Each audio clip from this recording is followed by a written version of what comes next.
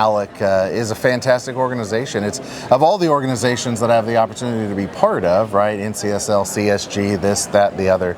ALEC is by far the priority. Welcome to the ALEC 52nd annual meeting in Indianapolis, Indiana. I'm Lars Daleside, and with me today is Kansas State Senator Stephen Owens. Yes. State Senator. Now I am 6 years in the House and made the switch across the rotunda to the Senate just before this past year, so in the 24 election cycle. What would possess you to leave the House for the Senate? Well, you know, that's an easy question if you'd have known who my predecessor was of 20 years and the way she voted. However, regardless, the fact that I get to be in that building is what matters, right? Getting to have a seat on the floor, being one of 6,000 roughly legislators that have ever served in the state of Kansas, less than 1,100 that have served in the Senate. It's an honor to have a voice in the building. So whether it's House or Senate, I'm just happy to be there. And you get to work with past ALEC National Chair, Ty Masterson, being the Senate President there? Absolutely, been my Senate President, well, for this year, but I've known him for years, and very excited to have the opportunity to work alongside him, and excited about his maybe big announcement coming next week about his run for Kansas governor. Well, maybe we're going to have to push this one up to the top of the production pile. I'm just saying, I'd get him on there because you never know. But rumor has it, the 21st of July, there might be the announcement.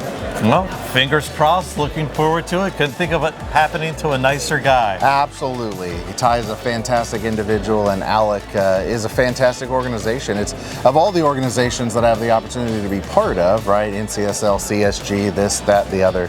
ALEC is by far the priority. Oh, well, appreciate the pat on the back there. Absolutely. So first year in the Senate. Yeah. What did we do? What did we look at? What did we go after? So I had the awesome opportunity to serve as Vice Chair of Commerce in the Senate. Previously I was Chair in the House of the Corrections Juvenile Justice Committee, to all things law enforcement, and kind of took a bit of a turn into commerce, which I'm really excited about. I love a business owner myself. Being able to focus on commerce-related issues and really dive deep into the regulatory frustration that exists within every government, but especially in Kansas. You know, it's so frustrating because most businesses, they just want you to get the heck out of their way and let them be successful.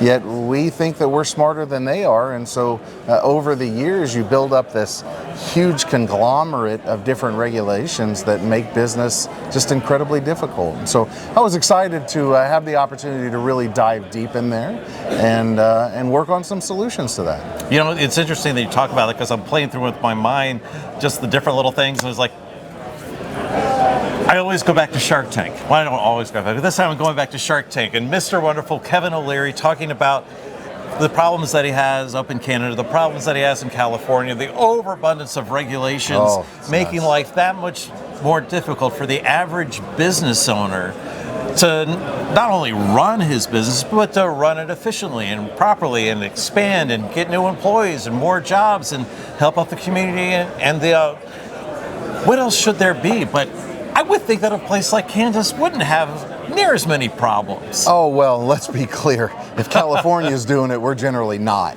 So we'll just lay that groundwork out there, okay? However, we still see those regulatory burdens. We still see small businesses struggling. I mean, you don't have to go back too many years to COVID when our governor shut down the state, as many governors did, and just said, no, your business is not a priority. Those things should never be allowed to happen. We're a free nation, we're a free state. Those business owners are the ones to decide whether they're open or not.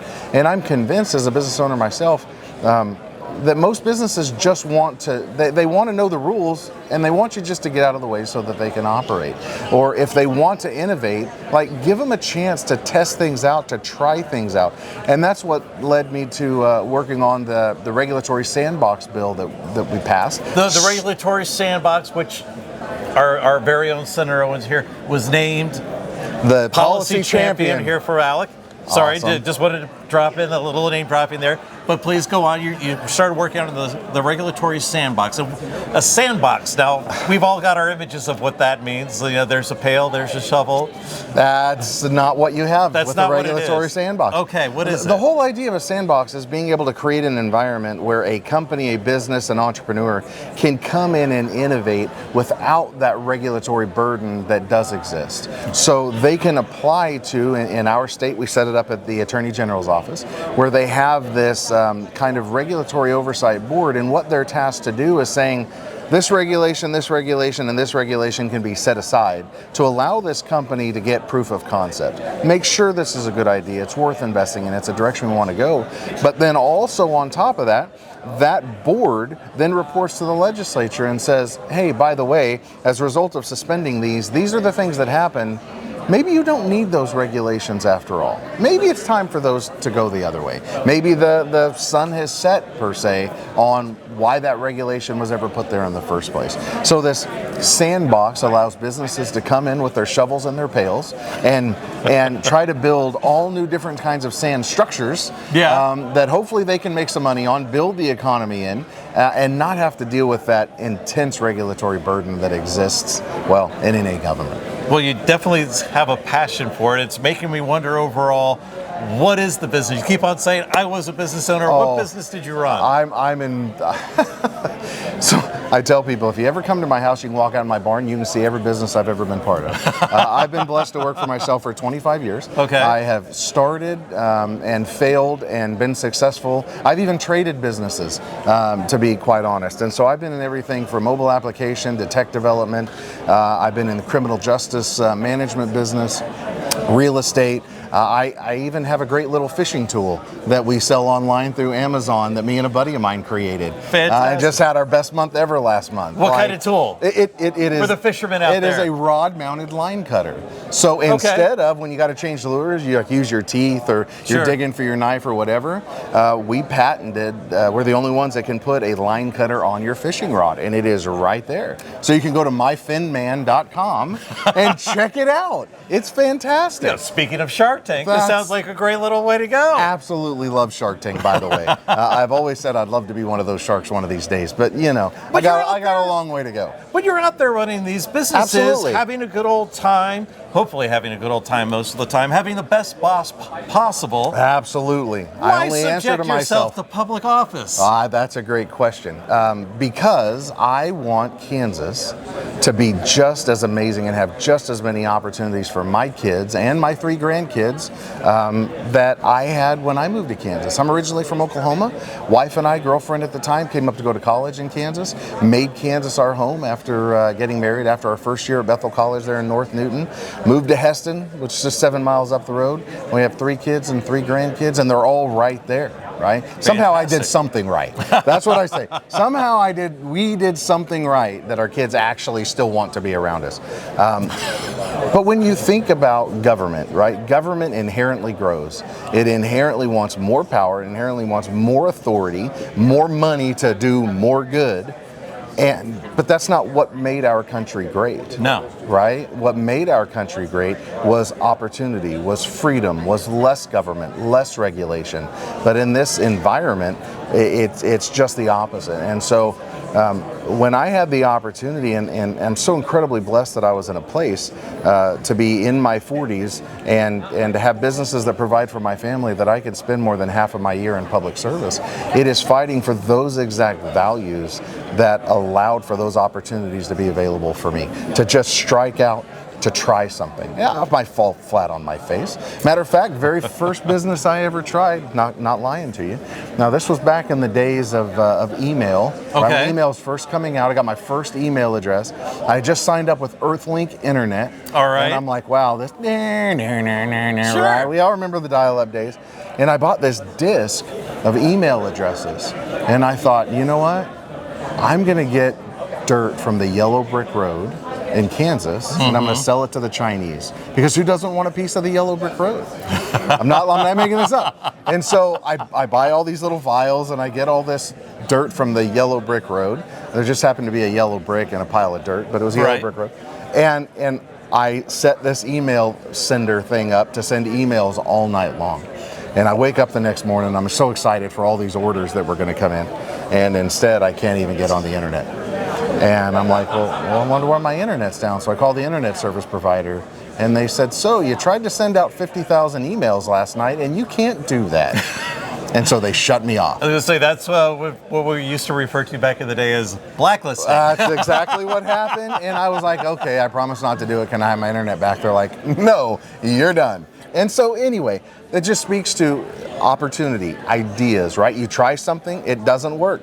That was probably one of my cheapest failures, but that is what makes Kansas and the United States of America, quite honestly, the greatest country in the world, is that if you have an idea, you are your only limiting factor to trying it, to starting it, to acquiring it, to testing it, and anything that we can do to make that opportunity more available for more people, the more successful we are going to be as a state and a country. Definitely, definitely. So then what are we looking at next year, next legislative session? How are we going to make Kansas more successful in 26? So, that's a great question. As we kind of dig into this and we focus on the commerce side of things, one of the things that I literally just announced 2 days ago is the formation of the Kansas Aviation Caucus. So Kansas has an incredibly rich history of aviation, right? Right. You've got Cessna, Beechcraft, Stearman, Boeing, Spirit, all of them operating right there or having started there, yet we as a state kind of take that segment of our economy for granted. And as a passionate aviator myself, I love to fly. I fulfilled a childhood dream of getting my pilot's license last year. Congratulations. Yeah, it was remarkable, and I love it on every level. But I see the opportunities that exist, and there are other states doing it way better than we are. Oklahoma, for example, Governor Stitt down there has specifically leaned into aviation, and we're seeing our jobs move south, and we don't want that to happen. So we're really, from a commerce perspective, going to lean into aviation. There's so much opportunity there. I think we're also going to work on a number of other initiatives that focus on making Kansas even more competitive, whether that is tax policy. Always a big challenge, right? We do not rank great in the tax sphere. Matter of fact, in Alec's ranking, we usually come in about middle of the road. Yeah. And I'm sick of being average, right? Who wants to be average? Like, we have got to just think differently and do better. And so that's what I look forward to working on as we go forward. Well, hopefully fortune favors the bold. Make the big moves. Hope for the big results. It's the only way that you're going to get into the game. That's exactly right. And we're our only limiting factor. We're the only one stopping us is our willingness to take a little bit of risk, roll the dice, throw something out there and see if it sticks. And that's the whole idea behind the regulatory sandbox. Throw it out there, see if it sticks, and then see if that leads to less regulation. That's where we're at. Where we're at. Rolling the dice with Kansas State Senator Stephen Owens here at the ALEC 52nd Annual Meeting in Indianapolis.